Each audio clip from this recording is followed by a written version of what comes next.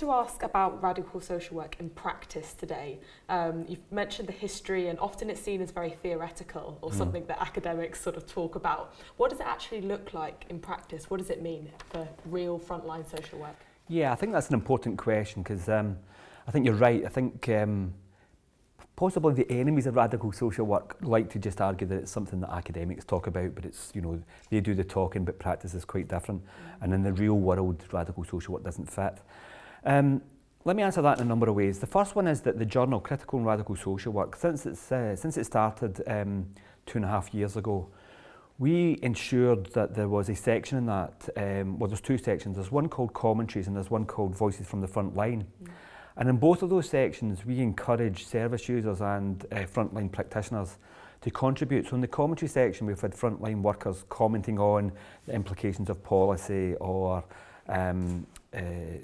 changes to their practice in various different ways. And in the frontline section, it can be about social movement engagement, it can be about service user movements, but we've also had radical social workers from the front line talking about their practice. And interestingly, in the last two editions, we've had 2 award-winning social workers. One, a guy called Tony Staunton. He's a frontline practitioner in Britain. He works in sexual exploitation of children, that's his area, and he's just won a national award for his practice as a radical social worker. So this is something that you can take into practice. Of course, as a radical social worker, that means for him that, you know, starting off with notions of power and inequality, and impoverishment for those children, it's about sexual relationships, it's about power relationships, and it's about how social workers work with the victims of those relationships and to, you know, to overcome trauma and deal with, you know, with the various aspects that they face. The other is a social worker from Scotland, a man called Keir McKechnie, and he's just won an award for his work with people with drug and alcohol dependency. Again, he's a radical social worker, he's involved in his union, he's involved in all sorts of campaigns. But that background means that he has developed a way of working with drug and alcohol dependency that is much more challenging, but is also an award-winning project.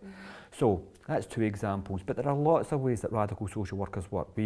You'll see radical social workers working in asylum work, you will see them working in domestic violence work, you will see them working in a whole host of projects, but they also work in statutory social work services, and you can be radical in a statutory social work service. There are now a number of books. There are Ian Ferguson's Radical Social Work in Practice. There is a man called Colin Turbett who continues to be a frontline worker who has written about radical social work in the front line.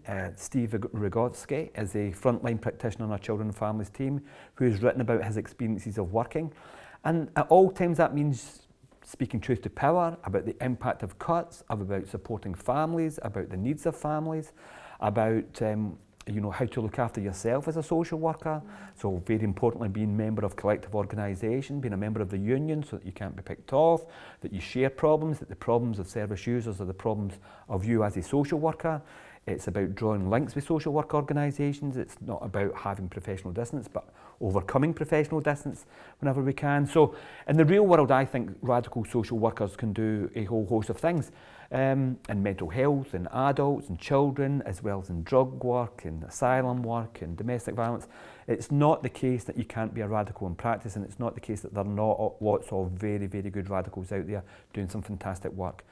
Of course, when we go into the international perspective, then the picture becomes even broader because we continue to find social workers involved in campaigning social work, community work, social workers where part and parcel of their job is conscientisation and getting communities that they're working with to think about their position within structures of oppression and inequality. So, you know, across the world, there are radical social workers on the front line doing fantastic work. And what we want in Critical Radical Social Work as the journal is to make the space, the voices from the front line, a space where radicals across the world who are doing frontline work can share their experiences, and let's learn from each other. Let's not be defensive, let's go on the assault, let's share the good practice, let's share the good radical practice that's out there. Thank you for those really tangible examples of how to actually work in practice and be thinking about how to challenge what you see and create that consciousness among your fellow colleagues as well as people that you work with.